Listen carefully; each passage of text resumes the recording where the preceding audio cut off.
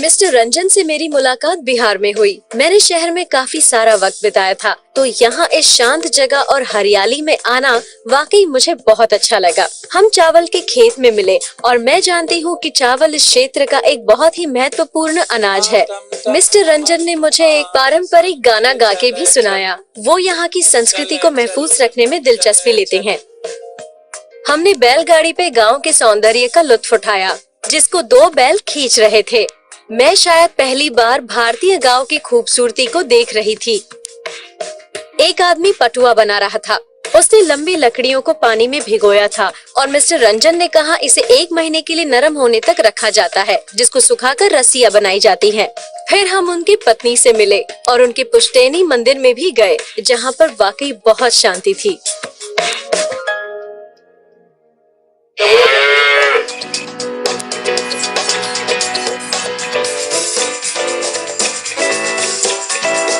इन गांव के हर घर में पालतू जानवर होते हैं, खास करके गाय, और इस क्षेत्र में आज भी गाय का दूध हाथों से निकाला जाता है, न कि मशीन से। तो सर, शायद मुझे ये तरीका सिखाने वाले हैं। मैं थोड़ी सी नर्वस हूँ। दूध का तो महत्व जीवन में सबसे महत्वपूर्ण है। दूध से दुनिया की सारी चीजें, बहुत सारी चीजें बनती है, जो दूध स्वास्थ्य के लिए सबसे महत्वपूर्ण है। और इसको अभी मैं दूधता हूँ, ये कम से कम 10 लीटर से ऊपर दूध देती है ये गाय। आपको मैं बताता हूँ कि दूध स्वास्थ्य के लिए फायदेमंद है।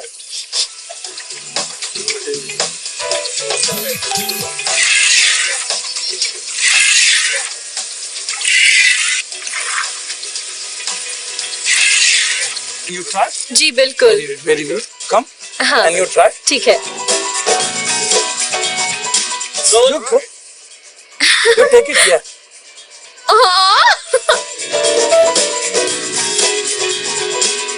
दूध नहीं आ रहा No है। problem. You take it. You try. बिल्कुल नहीं हो रहा है। No. You try. You try less. You try. Okay.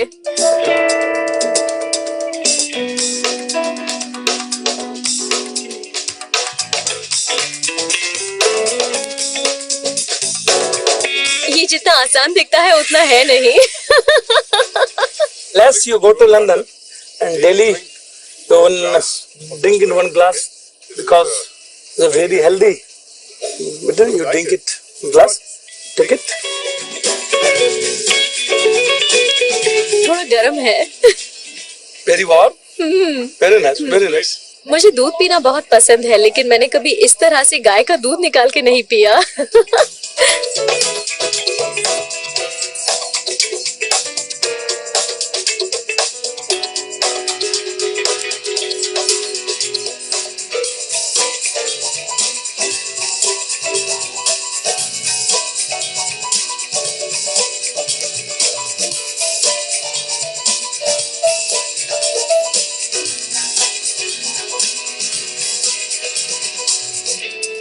इस इलाके में गोबर को घास और पटुए के साथ मिलाया जाता है और खाना पकाते वक्त ईंधन की तरह इस्तेमाल किया जाता है, जैसे कि हमने पहले भी किया था। तो आज मैं इसे बनाने की कोशिश करूंगी। क्या मैं शुरू करूं?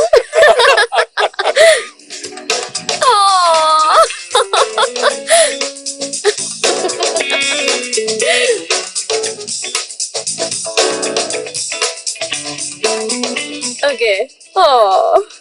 मुझे यकीन है ये बढ़िया ईंधन होगा, लेकिन इसे बनाना आसान नहीं है।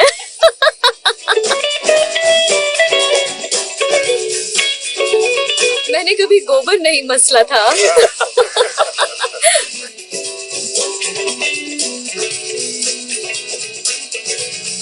एक्सपर्ट बनने के लिए थोड़ी और प्रैक्टिस जरूरी है, लेकिन मेरा बनाया हुआ भी शायद चल जाए। क्यों? दूसरी बात जो मैंने सीखी वो था गोबर से ईंधन बनाना। पहले हम गोबर को मलते हैं, फिर उसमें घास डालते हैं और पटुआ मिलाकर उसे सुखाते हैं। पहले मुझे थोड़ा अजीब लगा, लेकिन बाद में मुझे बहुत मजा आया। ये बहुत ही अलग अनुभव था। अपने दिन की शुरुआत पारंपरिक बिहारी ब्रेकफास्ट से करेंगे, जो आजकल इस इलाके में इतना नहीं खाया जाता है। हमारे पास यहाँ चूरा है जो चावल से बनाया जाता है, थोड़ा दही है, थोड़ा गुड़ भी है जो गन्ने के रस से बनाया जाता है। आपको मुझे इसे खाने का तरीका बताना पड़ेगा। यहाँ ये आसानी से मिलने वाला सामान्य लोगों का नाश्ता है, खास करके बिहार का और मिथिला का भी। और अगर आप ये नाश्ता करते हैं तो पाचन के लिए बहुत भारी होता है। ये जो दही आप देख रहे हैं ये प्योर दूध से बना हुआ है और ये चूड़ा चावल से बनता है। चूड़ा दही पाचन के लिए भारी होता है। गांव के लोग इसे सुबह खाना पसंद करते हैं ताकि पूरा दिन वो खेत में काम कर सकते हैं और सीधा बाद में शाम को खाना खा सकते हैं। मतलब इसे खाने के बाद ज्यादा भूख नहीं लगती है। हाँ, और आप रह बिल्कुल, सकते बिल्कुल। हैं। अगर आपको 6-7 घंटों तक कुछ नहीं खाना है तो आप दही चूड़ा खा सकते हैं, फिर आपको भूख नहीं लगेगी, बिल्कुल भी नहीं। चलिए हम लोग नाश्ता करते हैं। पहले चूड़ा और फिर ये थोड़ा सा दही मिलाना है, खड है, काफी आपको मिक्स करना पड़ेगा। साथ में ये हाँ ठीक है, दोनों हाथ से। नहीं आप एक हाथ से मिला सकती है। One hand.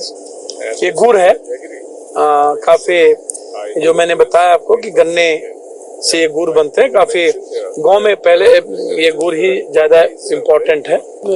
पोटैटो ये इसको आलू दम कहा जाता है। ये आलू से बनता है।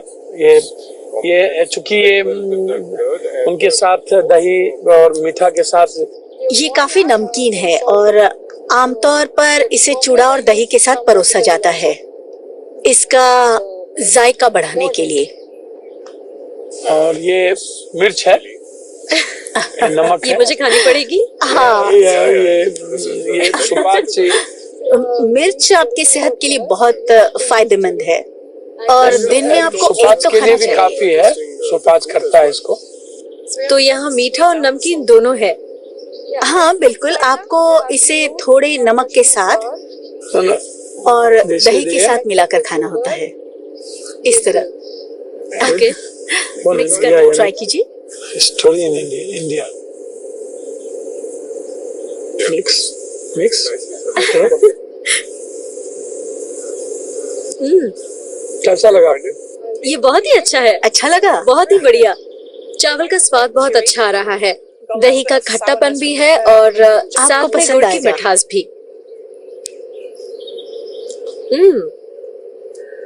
दम आलू का स्वाद इसमें बहुत अच्छे से घुल मिल गया है और गुड़ की मिठास भी। तो अब मुझे मिर्च खानी होगी। हाँ, ठीक है।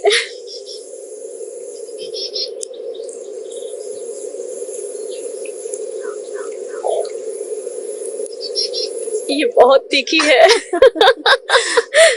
काफी जलन हो रही है। हाँ बिल्कुल, बेहद सही तीखा कहा है आपने। और ये मेरे लिए बहुत तीखा है। वाकई बहुत तीखा। हाँ तीखा है। पहले जमाने में ये नाश्ता बिहार के हर घर में पाया जाता था, मगर अब ये भुलाया जा रहा है। नाश्ता खत्म होते ही हम इस जगह की 2 और डिशेस बनाने वाले हैं जो यहाँ की पारंपरिक डिशेस हैं। मिस्टर राजेश रंजन खाना बनाने की तैयारियों में व्यस्त है, तो मैं यहाँ गनहारी साग लेने आई हूँ जो यहाँ पर उगाया जाता है। मैं इसे जरा सा खा के देखती हूँ। इसका स्वाद इतना तेज नहीं है, मगर मुझे पता है ये बदलेगा।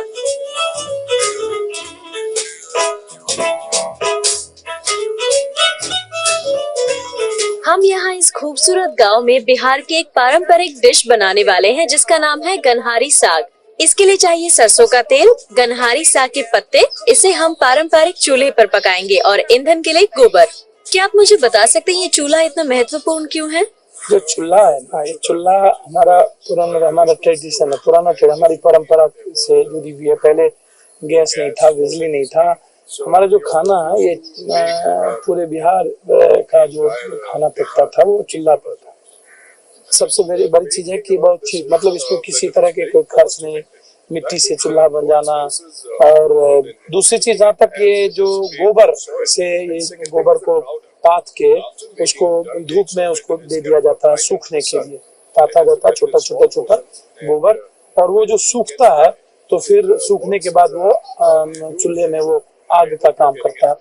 आप देखिएगा कि जहाँ धुआं होगा ना वहां पर आपको किसी भी तरह के मच्छर और किसी भी तरह की मक्खी, किसी भी तरह की चीजें वहां नहीं बैठेगी। तो ये सबसे महत्वपूर्ण है कि हमको बहुत ही सस्ते रूप में सभी चीजें मतलब बिना किसी कम खर्चों में हर चीज उपलब्ध है गांव में, समाज में, और हर व्यक्ति चूल्हे पर खाना बना करके खाता है। ओके, मैं बनाना शुरू करता हूँ। गेनहारी का ये साग है, इसको निश्चित रूप से समझता हूँ कि आज हम घी के बजाय इस्तेमाल करेंगे सरसों का तेल। मसाले डालने से पहले तेल का गर्म होना बहुत जरूरी है। ये डिश कितनी पुरानी है? ये पाँच फोड़ना है। ये 5 फोरन इसमें डालती, बहुत ही इसका महत्व है। पाँच फोड़ना डाला जाता है और फोड़ने के बाद हम मिर्च डालेंगे, चिली डालेंगे, उसके बाद साग। ये है तो साग जो है, ये जो कितना पुराना है ये उतना महत्व नहीं है। महत्व इस बात का है कि यह साग जो है ये साग बहुत ही पौष्टिक है। ये ब्लड पैदा करता है, शरीर में ये ताकत देती है और आम से खास लोग इसको अवेल करते हैं, खाते हैं। लागत है वो बहुत कम है और इसको खरीदने में भी जो खर्च है वो बहुत कम है। और दूसरा चीप इस बेस में है कि सभी मतलब आम लोग गांव में किसान या छोटे मध्यम वर्ग के जो मजदूर हैं, वो भी यदि उनके पास छोटी सी खेत है, उसको बाड़ी कहा जाता है हम लोग के यहाँ, पीछे में बाड़ी है, छोटा खेत है, तो उसमें भी तरह तरह की सब्जियां उपजाते हैं, तो साग भी उसमें पैदा कर लेते हैं। तो उससे होता क्या है कि महीने दिन 2 महीने 3 महीने उनका साग चल जाता है। और साग से वो मतलब उसके पास यदि अर्थ का अभाव हो, उसके पास इकोनॉमिक प्रॉब्लम हो, तो इन सागों को भी खा करके वो अपने जीवन को गुजर बसर कर सकते हैं। अब आगे क्या करना है? यह नेक्स्ट अब मैं इसको नमक डालूंगा। अच्छा, नमक डालना है। सॉल्ट है, इसको नमक डालने के बाद तो ये खाना सेहत के लिए बहुत अच्छा होता है। बहुत ही पौष्टिक है। और उसके बाद हम इसको जीरा डालेंगे, जीरा थोड़ा सा डालते हैं। जीरा ये काफी टेस्ट को लाता है, स्वाद को पैदा करता है जीरा। और जीरा के बाद इसको धनिया, ये भी स्वाद लाने में धनिया का भी बहुत महत्वपूर्ण, माना उसको टेस्टी बनाता है किसी भी सब्जी को, किसी भी साग को।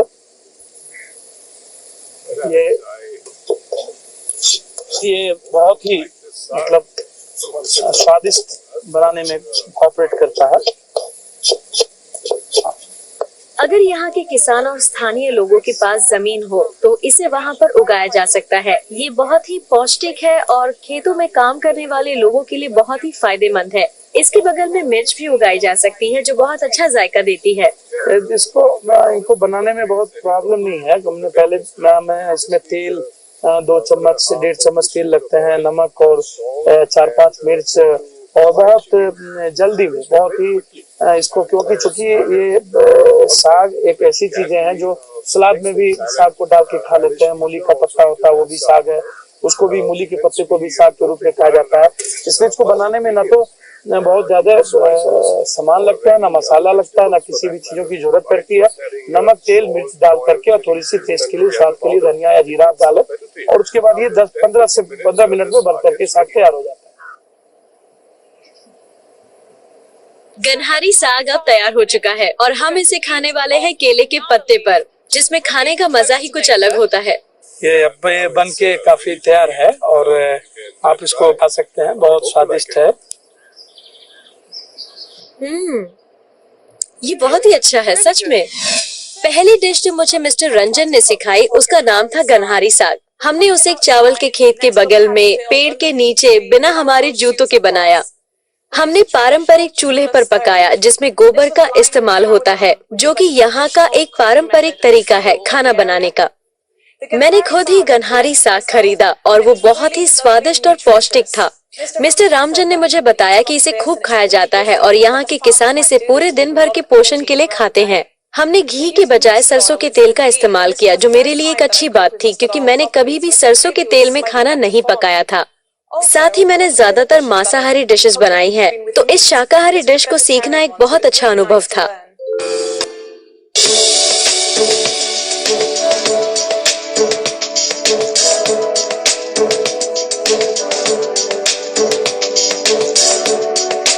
अब हम थोड़ा रोल रिवर्सल करने वाले हैं और मिस्टर रंजन मुझे कद्दू और अलसी की सब्जी बनाना सिखाने वाले हैं।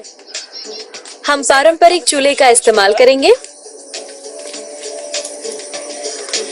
अब तक मैंने काफी ज्यादा तेल का इस्तेमाल किया है, लेकिन पूर्व भारत में खाना पकाते वक्त ज्यादा तेल नहीं डाला जाता है। क्या मैंने सही कहा? तेल गर्म हो जाता है, उसके बाद हम तेज पत्ता डालते हैं। अब आप डालें। Okay, put the chilli, red chilli, 4-5 piece. 4 से 5। Okay okay okay. तेल बहुत गर्म है। Only put the yeah.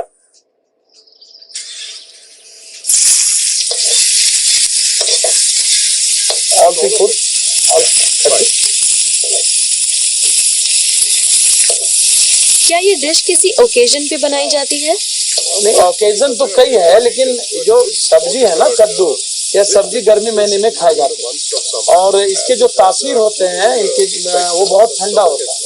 पेट के लिए भी बहुत सात्विक सब्जी है ये सबसे ज्यादा। अब हम स्वाद अनुसार नमक डालेंगे। ठीक है। अब फिर क्या दूं? जीरा, ये हल्दी,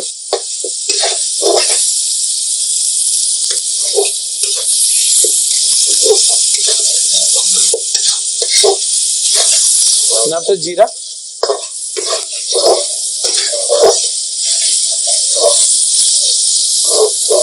ओके ओके ओके ओके। आप धनिया, धनिया, ओके ओके।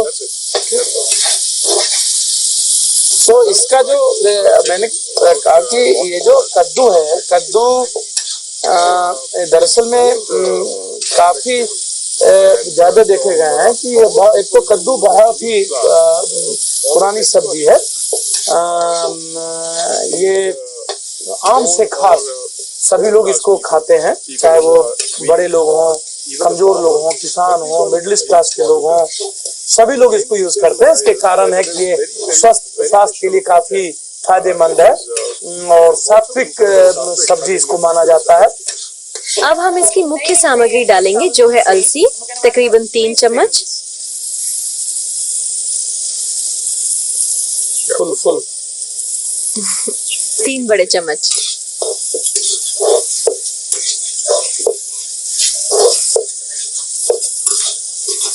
क्या ये डिश होटल्स या रेस्टोरेंट्स में मिलती है? ये होटल में, 5 स्टार होटल में इसको बहुत कम देखा गया है या अन्य होटलों में बहुत कम देखा जाता है। जो गांव वाले शहर हैं, जो बगल के शहर है, वहाँ तो कद्दू हो सकता है मिल जाए, किसी के कद्दू, लोकल कद्दू, लेकिन आप यदि बड़े शहरों में जाएंगे तो वहाँ कद्दू नहीं मिलता। दूसरा, इसका कद्दू का सबसे बड़ा महत्व यह है कि हमारे यहाँ जो सबसे बड़ा हिस्टोरिकल पर्व है वो है छठ, जिसको बहुत पवित्रता के साथ लोग मनाते हैं। तो छठ में कद्दू भात का खरना, उसको छठ के पहले खरना भात खाया जाता है, उसमें कद्दू भात खाया जाता है, खरना खाया जाता है। तो कद्दू का बहुत महत्व है उसमें, उस पर्व में सबसे मतलब बड़ा महत्व है कद्दू भात का। हमारी माँ के लिए, बहनों के लिए जो छठ करती हैं, उसके लिए बहुत महत्व है। इसे बनाना इतना मुश्किल नहीं था। लगता है ये तैयार है, तो चलिए इसे चक्कर देखते हैं।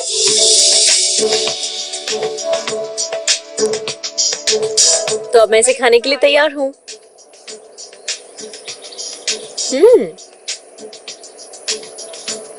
ये थोड़ा मीठा है।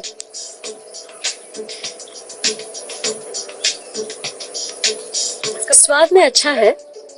अलसी की वजह से ये क्रंची बन गया है।